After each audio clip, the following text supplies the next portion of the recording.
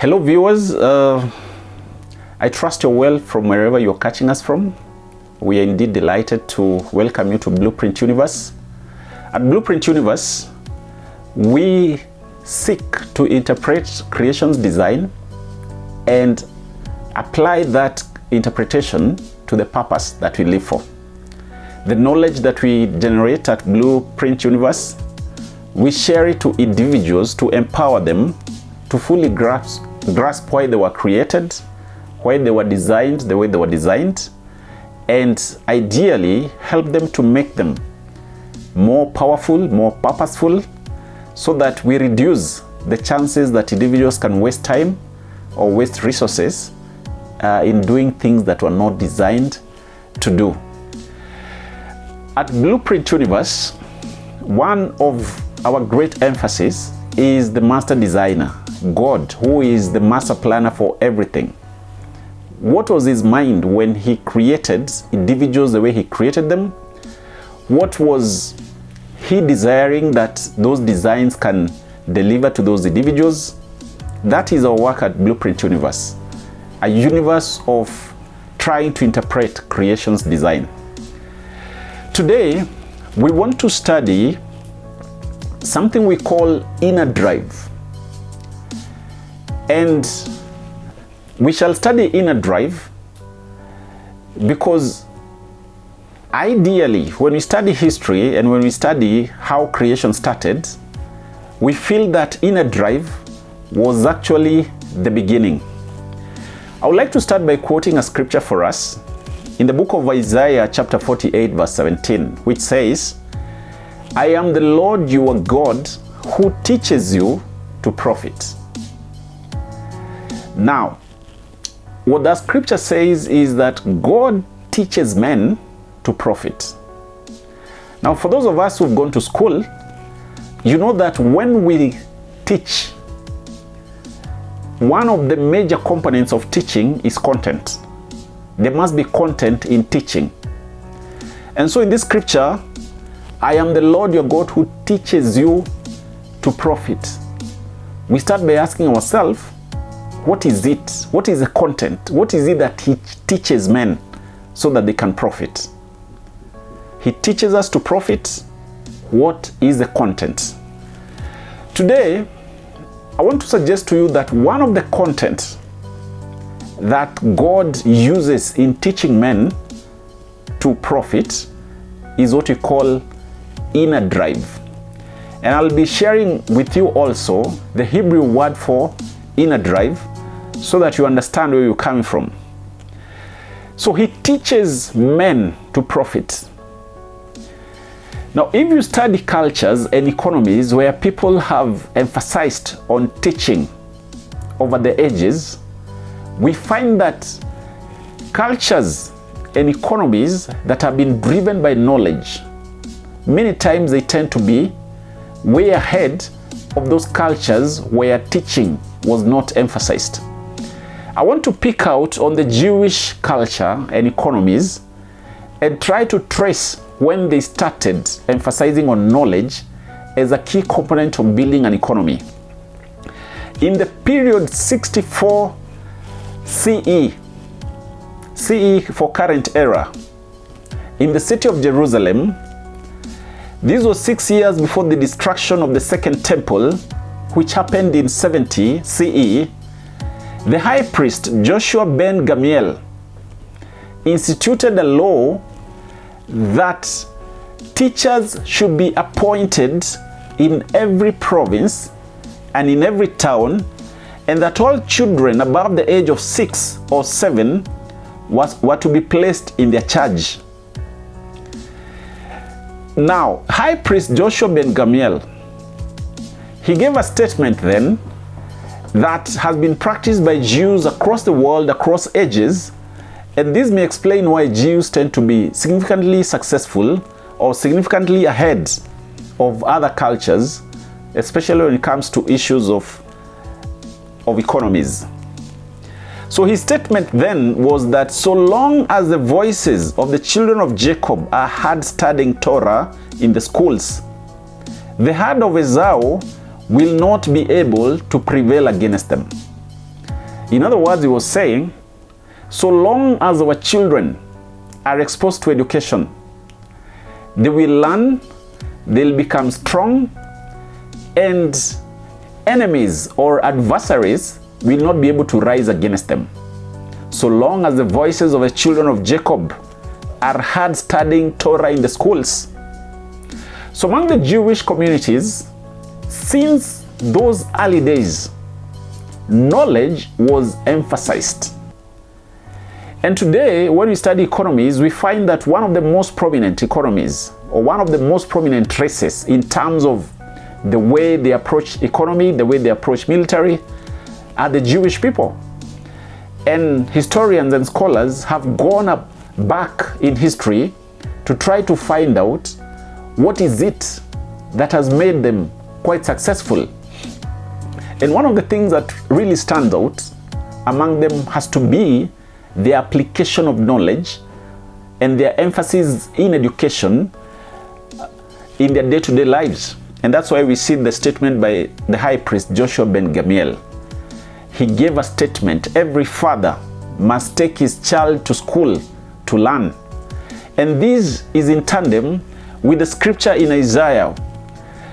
God teaches men to profit. For men to learn, they must be taught.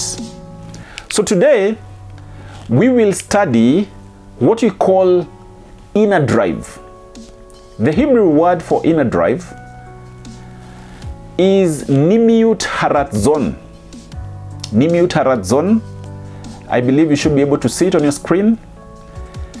Pnimiyut ha-ratzon, inner drive. What is it and how is it important in our day-to-day lives? For us to understand Pnimiyut ha-ratzon, we must go back to the beginning of everything, because Pnimiyut ha-ratzon appears at the beginning of everything.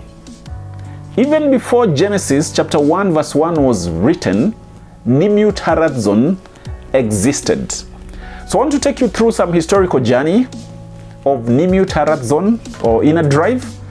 And in this episode, we shall be able to discover how important it is and how we can apply it in our day-to-day lives.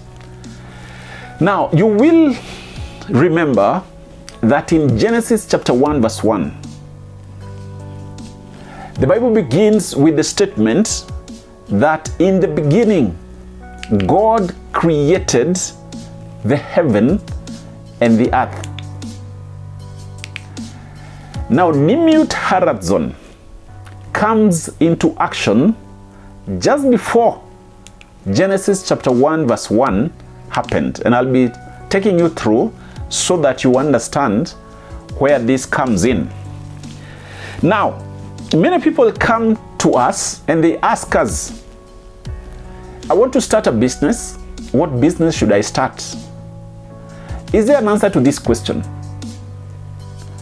Is there something in science that we can go and find out? What's the best advice to give to a man who says he needs advice to start a business? Now, I want to suggest to all of us that everybody should strive to know the answer to this question before putting in resources and time in a business enterprise. What business should I start? Now, do you know the person who created the very first enterprise? I want to suggest to you that if you want to answer the question, what business should I start? Probably we should go back and find out who started the first ever enterprise and how did he arrive at it. And I believe that the lessons that we can find from there can help us to answer the question, what business should I start? Now, Genesis chapter 1 verse 1 starts with the words, in the beginning, God created heaven and earth. And we cannot help asking ourselves, why did he create heaven and earth? Was there a problem? Was there a gap that he was trying to fill? Now, many scholars, especially Torah analysts, wise men of Torah, people who studied the Old Testament greatly, have analyzed the actions that God took from the first day to the sixth day. And in this analysis, part of the emphasis has been to find out why did he create the earth. In the beginning, God created the heaven and the earth. Now, why this is important to us is because sometimes we study the earth as an enterprise. And scholars who look at the earth as an enterprise agree that the earth is the biggest enterprise ever. It is the biggest enterprise, and it is the most sustainable enterprise. No other business has been started that has overcome ages like the earth. The earth is a successful enterprise, and there are many lessons, especially in business, for people who want to start businesses, that they can find by just looking at how the earth was created. Now, some scholars, especially Old Testament scholars, have gone ahead to say that the owner of the earth must be the biggest enterprise owner. So I've seen some others saying that God is the biggest entrepreneur. Why? Because he created the biggest enterprise ever. Now, all of us, those who seek to start enterprises, part of our desire is that we can start enterprises that are big, that are sustainable, that will live, or will withstand the test of time. In studying the earth as an enterprise, and in finding out the owner of the earth, what is it that drove him to create it, we might get that very important answer to the question, what business should I start? Now, why did God create the earth? Why did he create the biggest enterprise ever? So that scholars now refer to him as the biggest entrepreneur. And I want to take you back to history.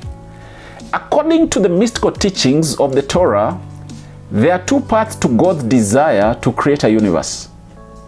There were two forces in play when God desired to create a universe. The first one is what you call an inner will, or if you want, an inner drive. And the second one is what you call an outer will, or an outer drive. Now, when someone wants to start an office, the desire to start an office, we call it an inner will. But before you accomplish starting a new office, you find that there are many things that you have to do. You have to go out, look for space. You have to go out, negotiate for lease with maybe a landlord. Now, the inner desire that you have to start an office, we call it an inner drive. But for you to accomplish that inner desire, you need to do other physical things. Those other physical things are the ones that help to generate or to produce the final results that you desire. Now, what is it that drove God to create the earth? So I've said, analysts of the Torah, of the Old Testament, have suggested two things. The first one is an inner will, and the second one is an outer will. God created the earth the first 5 days, and then on the sixth day he created man. Now, everything that he did from the first to the fifth day would appear was being created so that it can accommodate man. And so, when you look at the way the earth operates now, we can easily say that indeed God's inner desire, God's inner drive was to create man. But for him to create man, man needed a place where he could live. And so, God had to create the universe as it is. And that's where the earth comes into place, so that man could be created. So the earth as it is was not created for itself. The earth constitutes the things that God needed to do so that he can create man, who was a creation in his own image. So we say that man needed earth, or rather for man to thrive, earth was needed. But what actually God was looking out for was a creation who was like him. And why did he need to create man? He created man because he desired to have a creation that could relate with him. And so we find that the real reason why the earth was created was driven by an inner desire by God to have man. So there was an inner drive. The inner drive was God desired to be worshipped. He desired to relate with the creation. And for that to happen, he had to create a platform, a place for that creation to come and live. And that is how the earth and the entire universe actually came into place. Now, there's another who has been able to create or to discuss or to bring this concept into much more bigger light and in a way that can easily be understood. In his book, Jewish Wisdom for Business Success, Lessons from the Torah and Other Ancient Texts, Rabbi Levi Brackman and Sam Jaffe brings out a wonderful truth about God. In their book, they say, God, his whole concept of creation was driven by the desire to have man. Man is a creation that has ability to connect with God, and that is what God desired. That was his inner drive. Now, creating the earth, which is the biggest enterprise ever, came as a result of an existence of an inner drive or an inner desire. And this inner desire is what this author calls Pnimiyut ha-ratzon, an inner drive that sits in God. An inner drive that sat in God, and eventually it ended up producing the earth. Now, when man was created, one of the things that was put in him, because he was created in the image and in the likeness of God, one of the things that must be in man so that he can carry the likeness and the image of God is actually Pnimiyut ha-ratzon. Pnimiyut ha-ratzon is an inner drive. Just like it was in God that led to creation, every man carries with himself an inner drive, an Pnimiyut ha-ratzon, a force that is able to create an enterprise.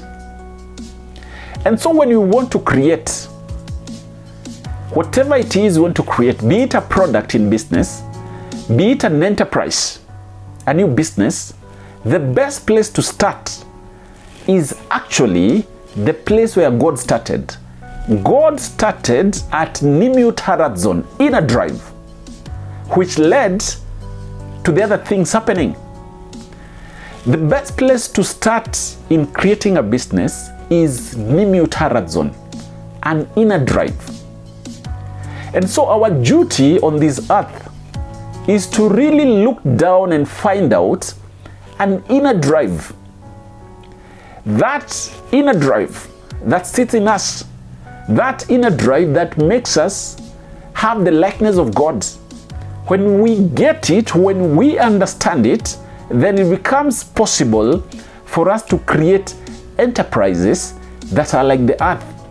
Enterprises that are sustainable, enterprises that will not die because of time, enterprises that will give a lot of solutions to mankind. Because when you look at the earth as an enterprise, you realize that the earth actually carries all the solutions to man's problem. Anything that man needs is on the earth. The product that arose out of Pnimiyut ha-ratzon was a product that was powerful enough to produce solutions for men throughout all generations. What business should I start? That question, for you to understand it, for you to respond to it very well, I suggest that you need to go back to Genesis chapter 1 verse 1 and ask yourself the question, why did God create the earth? And as we've seen in these episodes, creation arose out of Pnimiyut ha-ratzon, an inner drive that sat in God. Now, when I look at an individual today, how would I be able to tell what is his Pnimiyut ha-ratzon? Now, many people are gifted naturally. When they are born with some natural gift. And many times, the natural gift is a close indicator of an inner drive. Because activating the natural gift does not require any external influence. It does not require, it doesn't require someone to be taught how to do it. So an inner gift that men are born with is a very close resemblance of Pnimiyut ha-ratzon, an inner drive that sat in God, and he went ahead to put it in every man. So when you are thinking of starting an enterprise, I want to suggest to you that you need to copy God. Copy his design in starting an enterprise and try to interpret what is the inner drive that he put in you. And when you interpret it, go ahead to implement. You see, for the inner drive to become real, creation must happen. So, the inner drive that sits in you, it awaits you to create. You are created as a co-creator to God. The inner drive that sits on you awaits you to co-create. When you co-create, the final product will be a product that is pleasing to God because it is the way he designed it. Remember, we said he is a master designer. He put an inner drive in you for a reason. Part of your life existence is to find out, why is it that I carry this inner drive? Why is it that I carry this passion? Why do I carry this passion for leadership? Why do I carry this passion for sports? Why do I carry this passion for livestock, for agriculture? Why do I carry it? That passion is actually equivalent to an inner drive, similar to what was in God. And the message in an inner drive, the message that is carried in Pnimiyut ha-ratzon, is actually go and co-create, because the world awaits the products of your co-creation. Before you co-create, before you discover your inner drive and co-create with God, then you're not a finished product. You have not fully completed the assignment that you were designed for. You know, God, we will not know him if he did not proceed with creation. Many individuals do not create. They do not co-create. And I want to suggest that part of the reason why that is so is because nobody has ever helped you to discover your Pnimiyut ha-ratzon. At Blueprint Universe, our desire and our goal, our assignment is to help individuals discover their blueprint, their Pnimiyut ha-ratzon, their inner drive, so that we can help them go ahead to create other universes, to create enterprises that go ahead to have a great impact in the great universe that the master creator created. So go out there, discover your inner drive, go and look out more about Pnimiyut ha-ratzon, Discover what it is, what it means to you. Go and implement and become a co-creator in this world. My parting shot for today: God is the biggest entrepreneur. He created the universe, and he started at the inner drive. He started at Pnimiyut ha-ratzon. Wish you a lovely day. Go and discover your Pnimiyut ha-ratzon.